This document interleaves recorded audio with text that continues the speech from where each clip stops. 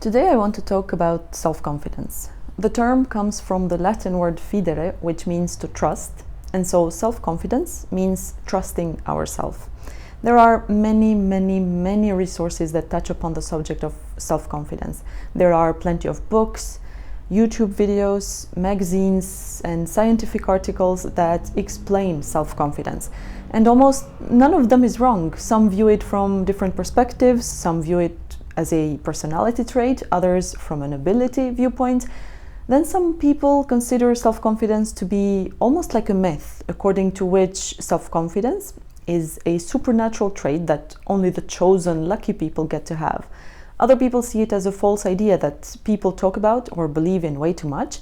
Some people never think about it, and then some others take it to an extreme. Even though we might have different definitions of self-confidence, I wanted to dedicate this video to what I believe is the premise that self-confidence is based on.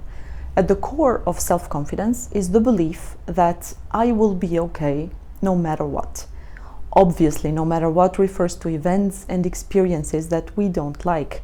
When something good happens, we don't have to try to be okay with it. We are not only okay with that, we are happy. If tomorrow at work we manage to advance by ourselves or with our team, that's great. If we mess up, if we make a mistake, a good level of self-confidence assures us that it will be okay. We know we will be okay. If we go out tonight to socialize and we feel great with our circle of friends and enjoy our time together, and we feel respected, appreciated, then that's great again. If we are under the weather, or if our friend is, and so our outing is not one of the best ones, or if our friend all of a sudden is not that supportive, or if we go out and we don't make any new friends, we know we will be okay. If we put ourselves out there in no matter what context, and we are rejected for whatever reason, we accept that because we have the strong belief that we will be okay regardless of the rejection. Having self-confidence means that we know our capabilities and we feel secure in them. This means that, firstly, we know our strength, but that we are also aware of our weaknesses. And secondly, it means that we accept and are content with ourselves, but that at the same time, we strive to become better. A lack of self-confidence from this point of view could look like when we do well, when we get along with people, and when we are accepted, we are on cloud 9. But when we don't perform well, or when someone that we know or that we just met does not seem to like us, or when someone rejects us, all of a sudden we are having a terrible day. This, unfortunately, does not affect only us, but the people around us too. When someone does not like us, we become hostile. When we underperform at work, we might lash out. When someone rejects us, we may become passive-aggressive towards them. Going through the ups and downs that I have had in my life so far has led me to believe strongly in what I'm saying. And because this belief has helped me a lot, I wanted to share it today with you. I don't want to talk about things that we can do to improve our self-confidence. Instead, I want to share what this perspective on self-confidence has taught me. Self-confidence is not innate. We are not born with it. And confidence is not fixed. Sometimes we have a high level of self-confidence, other times we have a lower self-confidence, and then some other times we might not have any.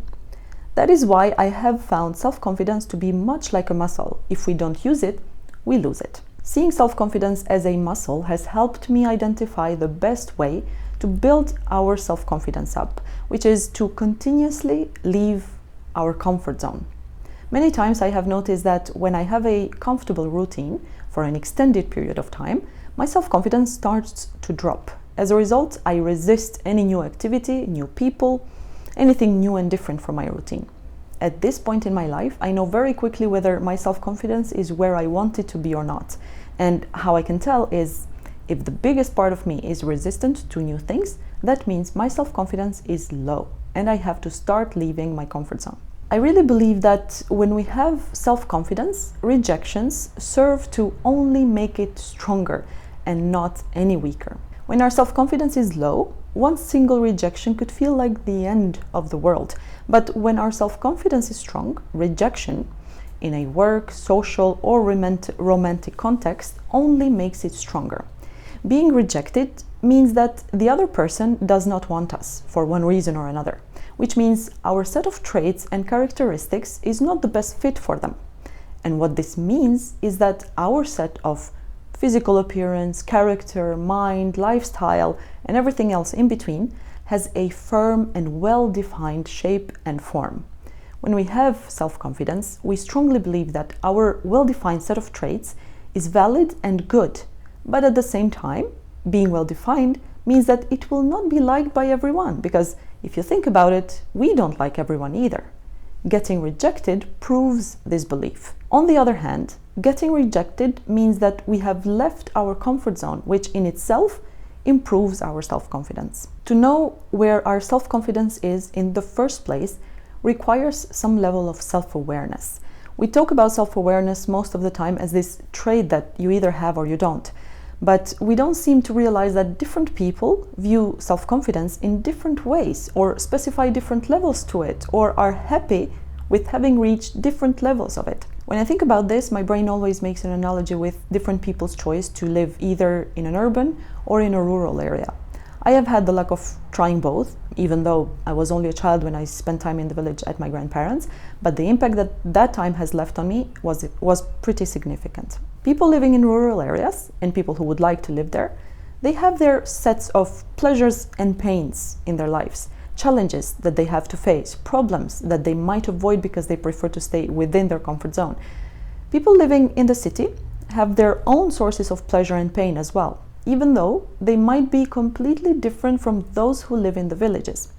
Sometimes, though, one of these two groups does not seem to comprehend how the other group could find pleasure in one thing and pain in another. Some people might be happiest when they are cooking a meal for their family with vegetables that they grew in their own fields. Other people might feel happiest when they lead a corporate life. What is important is that we identify what it is that builds our self-confidence and the level that we want our self-confidence to be at. It is not a given that a high self-confidence in one area of our life means that we have a high self-confidence in every other area as well. Accepting the different levels of our self-confidence in different domains is the first step to then improve the one that we feel could be better or that we are not happy with. If in a certain area of our life we lack self-confidence, we might be tempted to blame others for it. For example, someone might blame their low self-confidence in their romantic life on their parents, because their parents did not behave with each other in a way that was to this person's liking. This person may now think that the reason why they always seem to fail in their relationships is because they were taught low self-confidence by their parents. Regardless of whether that is true or not, blaming it on their parents does not help in any way this person improve their self-confidence and their relationships. What helps is taking the situation in their own hands and identify what they need to do to improve their self-confidence in this domain. It is but up to us to do that. Having self-confidence means that we are realistically aware of our abilities, which implies that we know our strength and we are aware of our weaknesses. This puts our self-confidence on a level that is not too low but also not too high, just the right, a healthy balance. We don't want to have a low self-confidence because that would automatically reject many opportunities from our life. But we also don't want to have too much self-confidence. Too much self-confidence reaches the level of arrogance. Sometimes self-confident people could be perceived as being arrogant because outwardly the behavior of self-confident people and arrogant people might look alike. But the number one difference between these two is that self-confident people, while they are secure in themselves and in their abilities, they are humble about their abilities and are open to feedback from others and to other people's opinions.